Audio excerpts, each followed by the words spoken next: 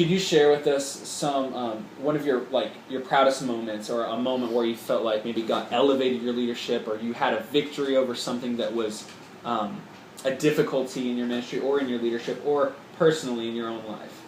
How many do you want? One? Just one. Just one? Any of those things okay. under those topics. Okay.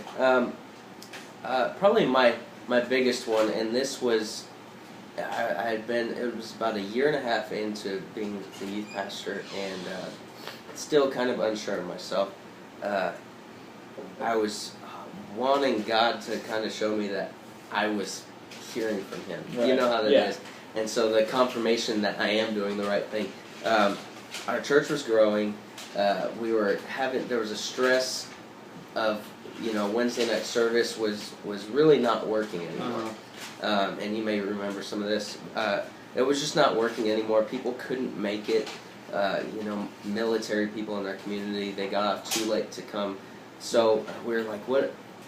On the other side, I didn't know this, but the other staff members were trying to figure out what was the answer to fixing this problem with Wednesday night services. At the same time, I was like, man, I counted the youth in Wednesday night services, and when I was handed it, it had like 15 kids.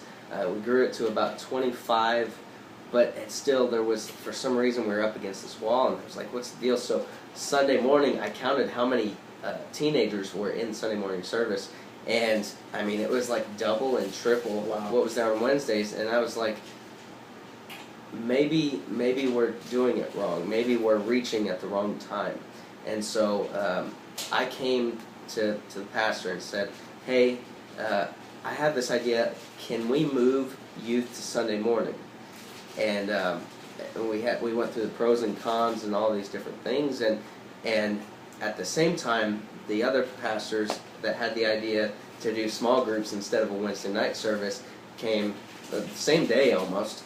And so it was like God was lining two different visions up to work together to where we were, it almost took care of itself. Wow. What a validation that you were hearing from the Lord. Yeah. That's definitely. amazing.